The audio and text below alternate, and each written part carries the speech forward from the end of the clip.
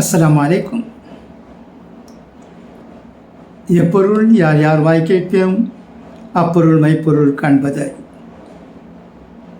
இப்போது நான் பிஜேபி மூலமாக நடத்தப்பட்ட ஒரு பிரஸ் கான்ஃபரன்ஸில் பிஜேபி தலைவர்கள் பேசியதை கேட்டுக்கொண்டிருந்தேன். பல தலைவர்கள் பேசினார்கள். அவர்கள் பிஜேபி இஃப்தார் பார்ட்டி நாளை ஜெஷம்பூரில் நடத்த இருக்கிறது என்பதை தெரிவித்தார்கள். இந்த இஃப்தார் பார்ட்டியில் தமிழக தலைவர் அண்ணாமலை அவர்கள் சில முக்கிய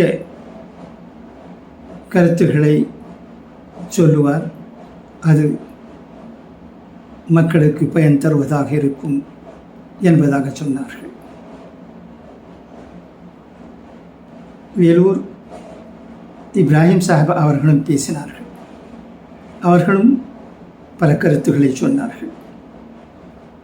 திமுகவின் அணுகுமுறை என்ன என்பதையும் விளக்கினார்கள். இஃப்தார் பார்ட்டியில் ஒரு நாளைக்கு முஸ்லீமை போல் நடித்து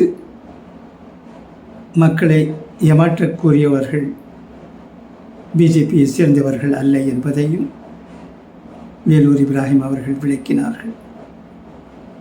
நல்ல பேச்சுகள் தான், நானும் அதை ஏற்றுக்கொள்ளுகிறேன். ஒரு கூட்டத்துக்கு நாம் செல்லுகிறோம் என்றால் அங்கு அதிக இந்து சகோதரர்கள் இருந்தால் ஹிந்து போலவும், இன்னொரு கூட்டத்தில் முஸ்லீம் சகோதரர்கள் அதிகமாக இருந்தால் அங்கு முஸ்லீம் போலவும், இன்னொரு கூட்டத்தில் கிறிஸ்துவ சகோதரர்கள் அதிகமாக இருந்தால் அங்கு கிறிஸ்துவரை போலவும் நடிக்கக்கூடிய இது சரிதானா என்றா இல்லை என்று தான் சொல்ல வேண்டும்.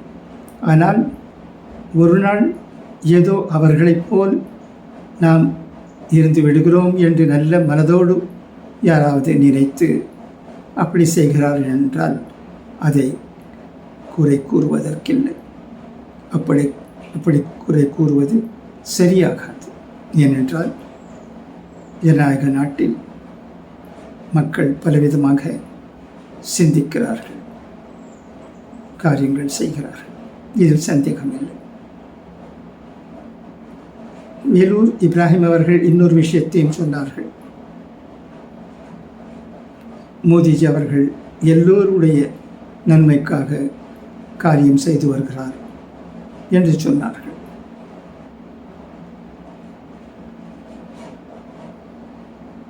அது தவிர அவர் எந்த விதத்திலும் பிஜேபியை சேர்ந்த தலைவர்கள் எந்த கூட்டத்திலும் நடிப்பதில்லை ஓட்டு வாங்குவதற்காக என்று சொன்னார்கள். தவிர இந்த இஃப்தார் பார்ட்டியும் பல இடங்களில் நடத்தப்படுகின்றனவே, அவைகளும் அப்பீஸ்மெண்ட்காக அல்ல என்பதையும் விளக்கினார்கள். நம்முடைய நாட்டில் இருக்கும் அனைவருடைய மத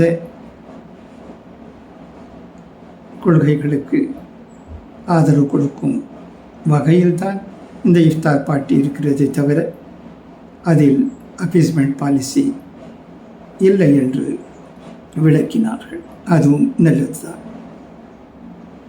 நாடகம் நம் போன்றவர்களுக்கும் பிடிக்காது, தேவையில்லாத ஒன்று. ஆனால் ஏதோ ஒரு சமயம் ஏதோ நடந்துவிட்டால் அதை நாம் குறை கூறவும் இயலாது.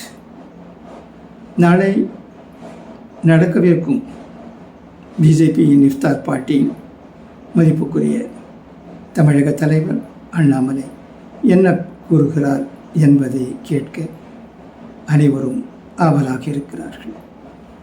இன்னொரு விஷயத்தையும், நான் எந்த கட்சியும் சேர்ந்தவன் அல்ல, நான் தெரிவித்துக் கொள்ள விரும்புகிறேன். நமக்கு பிஜேபியை எதிர்க்க வேண்டும் என்ற ஆசை இருக்கிறதா? அப்படி இல்லை. ஆனால் பிஜேபி ஒரு வகுப்புவாத கட்சி அல்ல என்று நல்ல விஷயங்களை நமக்கு தமிழகத்தில் பிஜேபி தலைவர்கள் சொல்லி வருகிறார்கள்.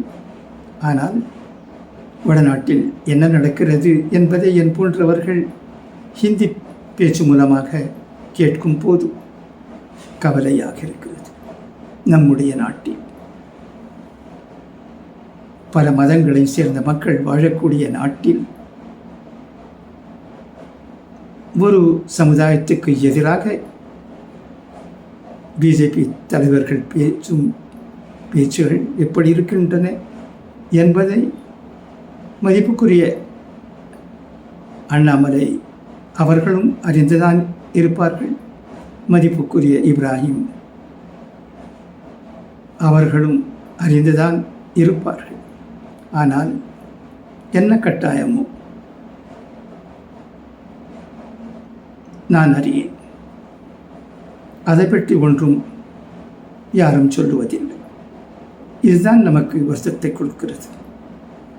ஒரு சமுதாயத்தை, இந்திய சமுதாயத்தை, நம்முடைய நாட்டு சுதந்திரத்துக்காக எல்லா தியாகங்களையும் செய்த சமுதாயத்தை தூக்கிலில் டெல்லியில் சுதந்திர போராட்டத்தில் கலந்து கொண்டதற்காக தூக்கிலிடப்பட்டார்களோ அந்த சமுதாயத்தை சேர்ந்தவர்களை துச்சமென கருதும் வகையில் வடநாட்டில் இருக்கும் பிஜேபியினர் பேசுவது நம் போன்றவர்களுடைய மனதை துக்கத்தில் ஆழ்த்துகிறது. அப்படி அவர்கள் செய்யாமல் ஒரே ஒரு வார்த்தை தான், ஒரு வார்த்தை தான், எல்லோரும் ஒன்றே, எல்லா மதங்களையும் நாம் மதிக்கிறோம், யாருடைய முகத்தையும் நாம் பார்ப்பதில்லை, யாருடைய பேச்சையும் நாம் கேட்பதில்லை, நாம் அனைவரும் இந்தியர்கள் என்று தீவிரமாக தமிழகத்தில் இருக்கும் சில பிஜேபி தலைவர்கள் அவர்கள் பேசுகிறார்களே, அதுபோல் வடநாட்டு தலைவர்களும் ஆட்சியில் இருப்பவர்களும் பேசினால் நாம் சந்தோஷம் அடைய மாட்டோமா? நம்முடைய மனதில் நல்ல மதிப்பு ஏற்படும் அல்லவா? ஏன் அப்படி செய்வதில்லை என்பதுதான் நம்முடைய மனதில் எழும் கேள்வி. ஆகவே வடநாட்டில் இருக்கும் பிஜேபி போலதான் தமிழகத்தில் இருக்கும் பிஜேபியும் இருக்கும் என்ற எண்ணம் பலருடைய மனதில் ஏற்படுகிறது. நான் வெளிப்படையாக உங்களிடம் பேசிக்கொண்டிருக்கிறேன். நாம் எந்த கட்சிக்கும் எதிரானவர்கள் அல்ல. அதே சமயத்தில் எந்த கட்சி எல்லோருடைய நன்மைக்காக பாடுபடுகிறது அரசியலில் என்பதையும் எல்லோரும் போல் நாமும் பார்க்கிறோம். அவ்வளவுதான். நம்முடைய நாட்டு முன்னேற்றத்திற்காக நாம் எல்லா பிரயத்தனங்களையும் எடுத்துக்கொள்ள வேண்டும் என்று நம்புபவர்களில் அடியனும் ஒருவன், சந்தேகமில்லை. அதே சமயத்தில் யாருடைய மனதையும் புண்படும் வகையில் பேசுபவர்கள் நமக்கு நல்லவர்களாக தோன்றவில்லை என்பதை நான் தெரிவித்துக் கொள்ள விரும்புகிறேன். நாளை எழும்பூரில் நடக்கும் பிஜேபியின் இஃப்தார் பார்ட்டியின் மதிப்புக்குரிய அண்ணாமலை அவர்கள் என்ன பேசுகிறார்கள் என்பதை பார்க்க ஆவலாக இருக்கிறோம். இதற்கு முன்பும் நான் அண்ணாமலை அவர்கள் பார்லிமெண்ட்டில் இருக்க வேண்டும் என்று சொல்லியிருக்கிறேன். பலர் அதை வரவேற்றார்கள். சிலர் அவர் தமிழகத்தில் இருக்க வேண்டும் என்று சொன்னார்கள். எது எப்படியாயினும் அண்ணாமலை போன்றவர்கள் ஜனநாயகத்தில் இருக்க வேண்டியவர்கள். அவர்களுடைய பேச்சால் கவரப்பட்டவர்களில் நானும் ஒருவன். அதே சமயத்தில் சில நாட்களாக அவரும் மற்ற அரசியல்வாதிகளைப் போல் பேச ஆரம்பித்திருப்பது அது எதற்காகவோ எனக்கு தெரியாது. அது நல்லதல்ல. பிஜேபியும் மற்ற கட்சிகளைப் போல் ஆகிவிடக்கூடாது என்பதற்காக சொல்லுகிறேன். நம்முடைய பேச்சில் ஒரு அமைதி இருக்க வேண்டும். நல்ல பேச்சு எல்லோரையும் கவர்கிறது. உதாரணத்துக்கு சொல்ல வேண்டுமானால், இக்ரா ஹசன் அவர்கள் பார்லிமெண்ட்டில் எம்பியாக இருக்கிறார். அவருடைய பிறந்த நாளில் நம்முடைய நாட்டு பிரதமர் மதிப்புக்குரிய நரேந்திர மோடிஜி அவர்கள் வாழ்த்து அனுப்பினார். இது எல்லோரையும் ஆச்சரியத்தில் ஆழ்த்தியது. இக்ரா ஹசன் சமாஜ்வாதி பார்ட்டியை சேர்ந்தவராக இருப்பினும் அவருடைய பேச்சு சிறப்பாக இருக்கிறது. நல்ல விதமாக பேசுகிறார். அவர் இந்து சொகர் அவர்களுடைய அதிக ஓட்டுகளால் தேர்ந்தெடுக்கப்பட்டிருக்கிறார். நம்முடைய நாட்டில் இது போன்ற அரசியல் நிலைமை ஏற்பட வேண்டும். ஒருவர் புரிந்து கொண்டு காரியங்கள் செய்ய வேண்டும். நாட்டு முன்னேற்றத்திற்காக பாடுபட வேண்டும் என்பதுதான் எல்லா மதத்தை சேர்ந்தவர்களுடைய நல்லெண்ணமாகும் என்று சொல்லியவனாக உங்களிடமிருந்து விடைபெறுவது ஆம்பூரை சேர்ந்த வி.எம். கலீலுர் ரஹ்மான் ஆகும். நன்றி. அஸ்ஸலாமு அலைக்கும்.